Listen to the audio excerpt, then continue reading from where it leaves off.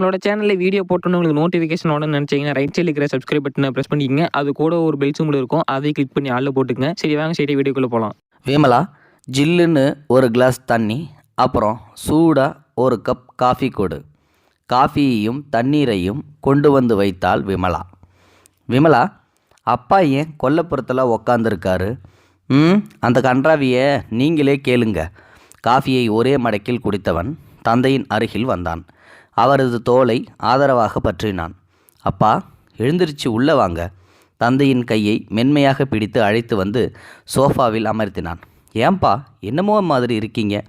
அவர் சொல்ல தயங்கினார். எதுவாக இருந்தாலும் சொல்லுங்கப்பா. அவர் சொல்ல மாட்டார், நானே சொல்கிறேன். கரண்ட் பில்லும் ஸ்கூல் ஃபீஸும் கட்டிட்டு வாங்கன்னு கொடுத்த 10,000 ரூபாயை தொலைச்சிட்டு வந்து நிற்கிறாரு.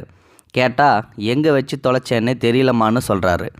அவர் முகத்தை பார்க்க பாவமாக இருந்தாலும் 10,000 ரூபாய் போனதில் அவனுக்கும் அதிர்ச்சியாகத்தான் இருந்தது. விமலா மேலும் அவனை சூடேற்றினாள். இந்த அளவுக்கு அஜாக்கிரதையும் பொறுப்பில்லாமல் ஒருத்தர் இருப்பாங்க. இவர் பேங்கில் வேற கேஷியராக இருந்தார். இப்படித்தான் இத்தனை காலம் கேஷியர் வேலை பார்த்தாருன்னு தெரியல. விமலா, நீ கொஞ்சம் பேசாமல் இரு. நான் தான் விசாரிச்சுக்கிட்டு இருக்கேன்ல. எங்கே வச்சுப்பா தொலைச்சிங்க? தந்தையிடம் கேட்டான் கதிரேசன். அதுதான்ப்பா எனக்கும் புரியல. விமலா கிட்ட பணத்தை வாங்கிட்டு இபி ஆஃபீஸுக்கு போயிட்டு இருக்கும்போது நம்ம எதிர்த்த வீட்டு ரிட்டையர்டு போஸ்ட் மாஸ்டர் சேஷாஸ்திரியை வழியில் பார்த்தேன். அவரும் இபி ஆஃபீஸுக்கு தான் போகிறேன்னு சொன்னதும் நானும் அவருமா பேசிக்கிட்டே நடந்து போனோம். அங்கே ஒரே கூட்டமாக இருந்துச்சு. கூட்டம் குறையட்டும்னு நானும் அவருமா ஒரு மரத்தோட நிழலில் உட்காந்தோம். தாகமாக இருக்குன்னு 2 பேரும் ஆளுக்கு ஒரு இளநியை குடிச்சிட்டு நானே காசை கொடுக்கலாம்னு திரும்பி பார்த்தா பேகை காணோம். கடைசியில் இளநீருக்கு போஸ்ட் மாஸ்டர் தான்ப்பா காசே கொடுத்தாரு. அந்த இளநீர்காரன் எடுத்திருப்பானோ? இல்லைப்பா, அவன் என் முன்னால் தான் இருந்தான். பின்னால் இருந்த வேற யாரோ தான் எனக்கு தெரியாமல் எடுத்திருக்காங்க. விமலா குறுக்கிட்டாள். பணப்பையை யாராச்சும் பின்னால் வைப்பாங்களா? சுத்த கோமாளித்தனமால இருக்குது. சொந்தமாக சம்பாத்தியம் இருந்தால் தானே காசோட அருமை தெரியும். என்னோடய புருஷ சம்பாத்தியத்தை வேறு எவனோ திங்கணும்னு விதி இருக்குது. இந்த ஒரு தடவை தானம்மா இப்படி நடந்துச்சு. ரிட்டையர்ட் ஆனதுக்கப்புறம் இத்தனை நாள் நான் தானே கஷ்டப்பட்டு வர்றேன். அப்பெல்லாம் ரொம்ப ஜாக்கிரதையாக தானே இருந்தேன். ஒரு தடவை தொலைஞ்சாலும் மொத்தமாக 10,000 ரூபா. சர்வ ஜாக்கிரதையாக தான் இருக்கணும். அங்கே என்னோடய வேலை பார்த்தவங்க நின்றுக்கிட்டு இருந்தாங்க. இங்கே என்னோடய சிநேகிதனை பார்த்தேன்னு சொல்லி நாள் முழுக்க வெட்டி பேசிட்டு நிற்கக்கூடாது என்று பொரிந்து தள்ளினாள் விமலா. விமலா, கொஞ்சம் மரியாதை கொடுத்து பேசு. என்ன இருந்தாலும் அவர் என்னோடய அப்பா. ஆமாம், நீங்கள் தான் மெச்சிக்கணும். சும்மா தானே வீட்டில் இருக்காரு. காலையும் சாயந்தரமும் குழந்தைங்கள ஸ்கூலில் கொண்டு விட சொன்னால் வயசான காலத்தில் என்னால் முடியலன்னு வயசை ஒரு சாக்காக வச்சுட்டு ஜகா வாங்கிக்கிறது. உருப்படியாக பண்ணிகிட்டு இருந்தது ரேஷனில் பொருள் வாங்குறதும் கரண்ட் பில்லும் ஸ்கூல் ஃபீஸ் கட்டுறதும் தான். இனி இந்த ஒரு காரணத்தை வச்சு இந்த வேலையிலிருந்து ஜகா வாங்கிக்கலாம்ல? கதிரேசன் குறுக்கிட்டான்.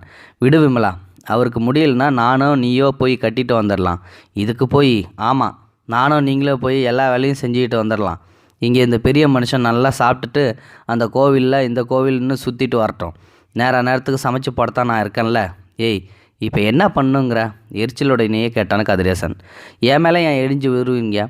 கொஞ்ச நாள் உங்கள் தங்கச்சி வீட்டில் கொண்டு போய் விடுங்க. அப்போ தான் நம்ம வீட்டோட அருமை தெரியும் இவருக்கு. என்ன மாப்பிள்ள, ஏதோ சூடான விவாதம் போல தெரியுது. சிவபூஜையில் கரடி நுழைஞ்சிடுச்சோ? கேட்டபடியே வீட்டினுள் நுழைந்தார் விமலாவின் தந்தை சிவராமன். அப்பா வாங்கப்பா. இந்த வேகாத வெயிலில் ஏன்பா நடந்து வந்தீங்க? ஒரு ஆட்டோ பிடிச்சி பஸ் ஸ்டாண்டில் வந்து நம்ம வீட்டுக்கு மிஞ்சி போனால் 40-50 தான்ப்பா கேட்பான். நடக்கிறது உடம்புக்கு நல்லதேம்மா. சரி, இந்த பையில் பழங்களும் சிப்ஸும் இருக்குது.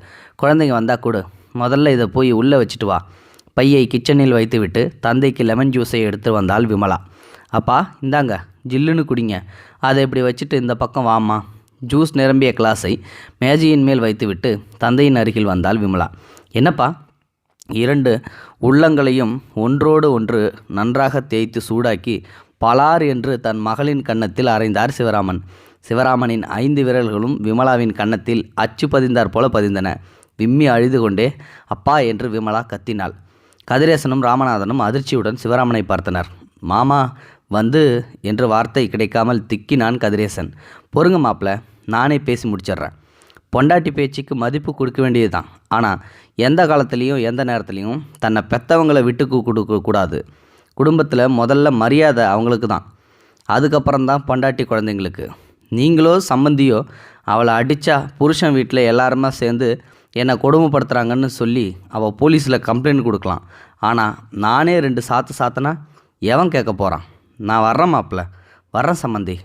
காத்தாட நடக்கும்போது அப்படியே நம்ம வீட்டுக்கும் அடிக்கடி வாங்க, கொஞ்ச நேரம் ஜாலியாக பேசிகிட்டு இருக்கலாம் என்று கூறியபடியே நடையை கட்டினார் சிவராமன். அப்பா அழுதபடியே கூப்பிட்டாள் விமலா. என்னம்மா, இந்த ஜூஸையாவது குடிச்சிட்டு போங்கப்பா. நீ நல்ல மனசோடு இருக்கும்போது என்னை கூப்பிடு, அப்போ நான் சாப்பாடே சாப்பிட்டு போகிறேன். கம்பீரமாக நடந்து செல்லும் தன் சம்மந்தியை வாஞ்சையுடன் பார்த்தார் ராமநாதன். கண்டிப்பாக இது ஒரு அருமையான பதிவு தான். நம்மளோட அப்பாவை மனைவி திட்டிகிட்டு இருக்காங்க. ஆனால் அந்த மனைவியை கண்டிக்க அந்த கதிரேசனுக்கு மனசே வரல. காரணம், எங்கே நம்மளோட மனைவி நம்மளை விட்டுட்டு போயிடுவாளோ அப்படின்ற ஒரு பயத்திலேயே தன்னுடைய அப்பாவுக்கு சப்போர்ட் பண்ணாமல் மனைவி என்ன தப்பு பண்ணாலும் மனைவிக்கு சப்போர்ட் பண்ணிகிட்டு இருக்கான். அதை புரிய வைக்கிறதுக்காக தான் தன்னுடைய மாமனார் மனைவியை அரைஞ்சப்பையும் கதிரேசன் அப்படியே அமைதியாக இருந்தான். கண்டிப்பாக இந்த வீடியோ பிடிச்சிருந்தால் லைக் பண்ணுங்கள், உங்கள் ஃப்ரெண்ட்ஸுங்களுக்கு ஷேர் பண்ணி விடுங்க. கூடவே நம்ம சேனலையும் சப்ஸ்கிரைப் பண்ணி விட்ருங்க. தேங்க்யூ ஃபார் வாட்சிங்.